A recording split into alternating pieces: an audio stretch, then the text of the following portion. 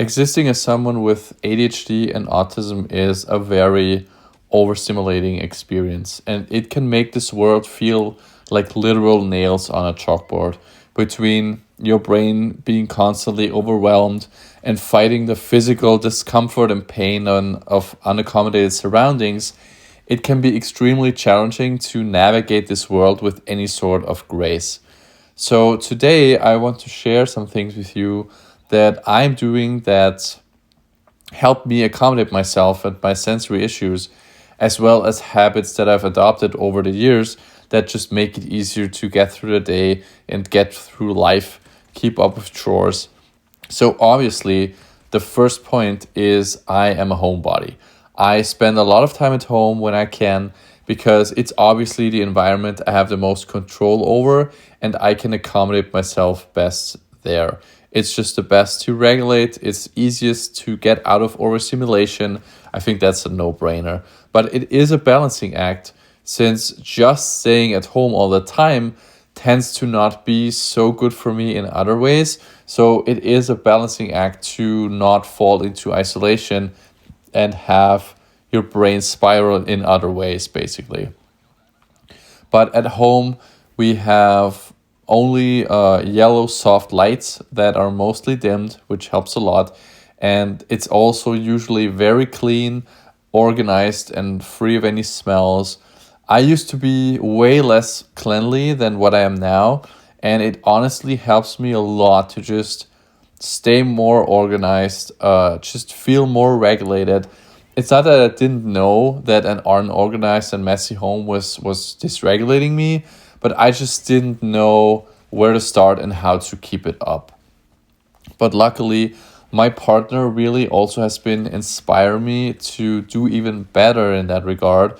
And now it's just really, really nice because everything has its place and it just takes so much less effort and cognitive load to keep everything clean once you've set like a new baseline and you've gotten used to that new baseline.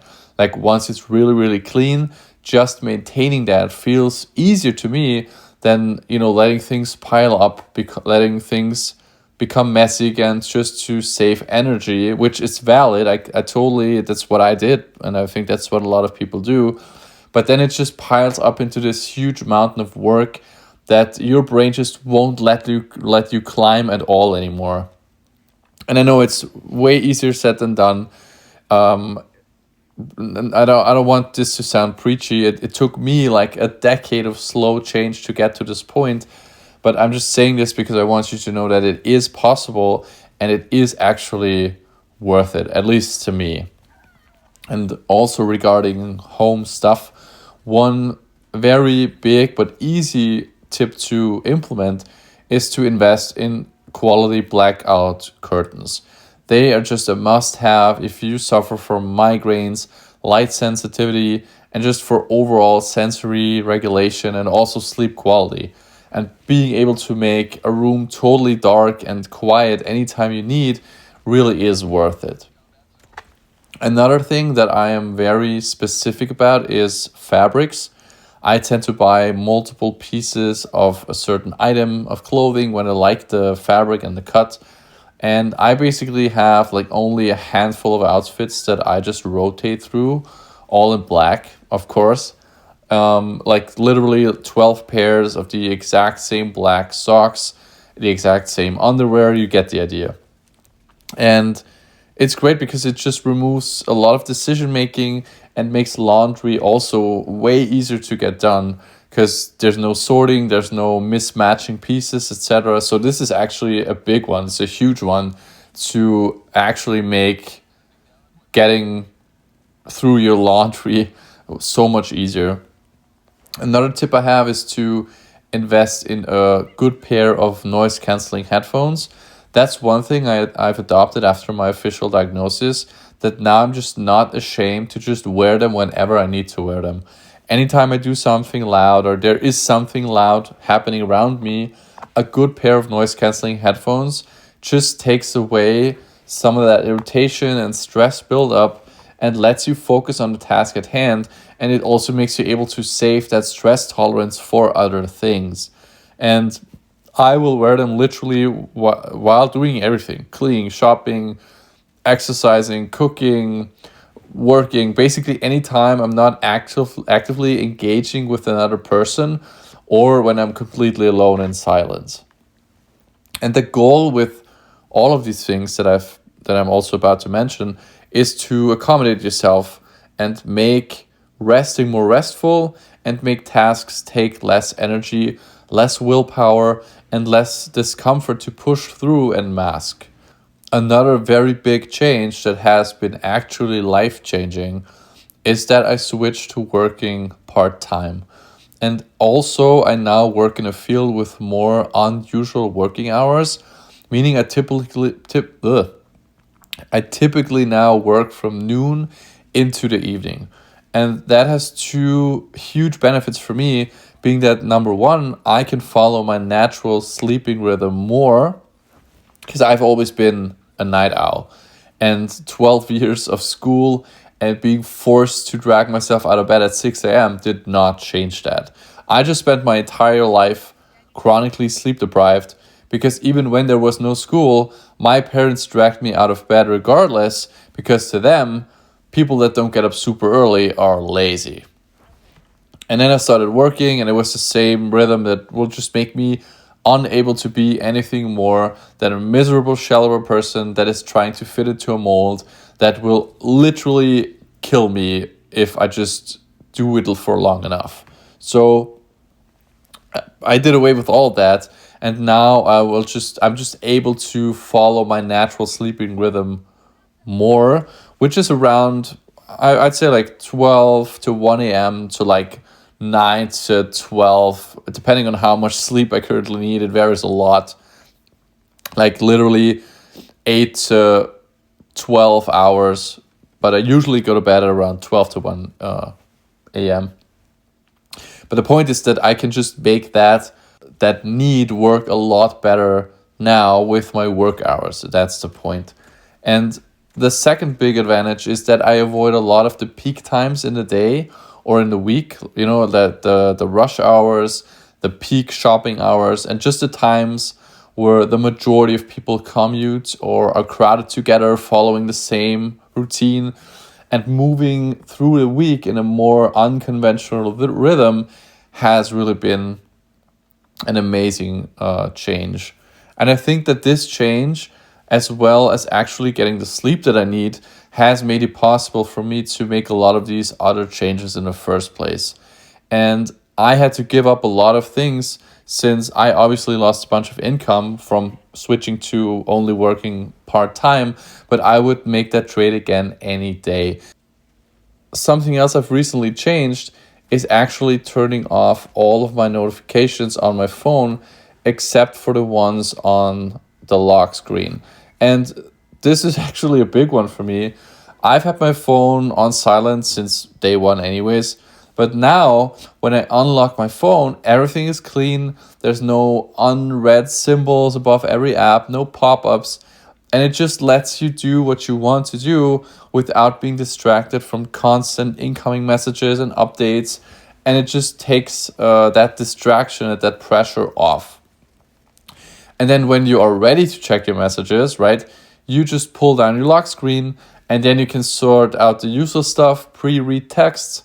And it's just such an improved way for me to engage with my phone. It's been a really nice change, and it makes prioritizing and organizing tasks way easier for me. And also, like, the ADHD trope of like, you never text people back, and you'll always have like messages piling up.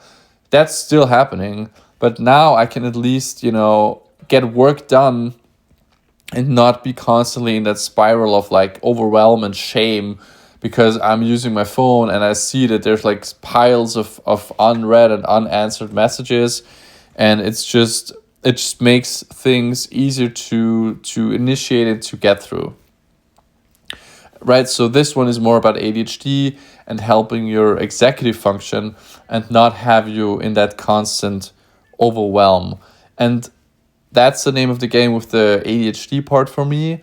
I found that the simpler and the more streamlined I can make tasks for my brain, the easier it is to maintain that habit. Since with ADHD, you never really make things automatic. So every little task takes as much brain power basically as if you're doing it for the first time. And there's usually no real feeling of accomplishment doing them. So I basically try to at least make them the least inconvenient as they can be. That and or minimizing the discomfort that the autism part brings in. That's one thing, by the way, also that irritates me a lot and shows how misunderstood autism is, particularly in adults still. Because we don't have these strict routines and quirks and particular ways just because we are like rigid and we want things to be our way because of ego. And then when we don't get what we want, we throw a temper tantrum. I think that's literally what most people see from the outside, right? We want things our way for its own sake.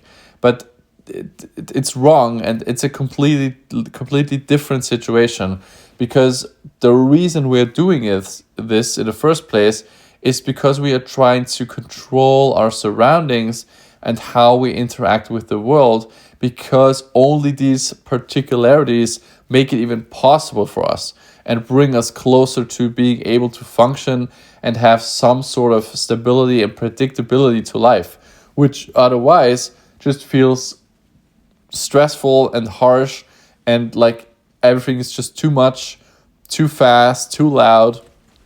And so that predictability simply lowers the sensory demand, and your nervous system needs to use less of its very limited capacity, right? So it's not about having things our way for its own sake. It's about trying to minimize a near constant stream of overwhelming input and internal chaos and stress.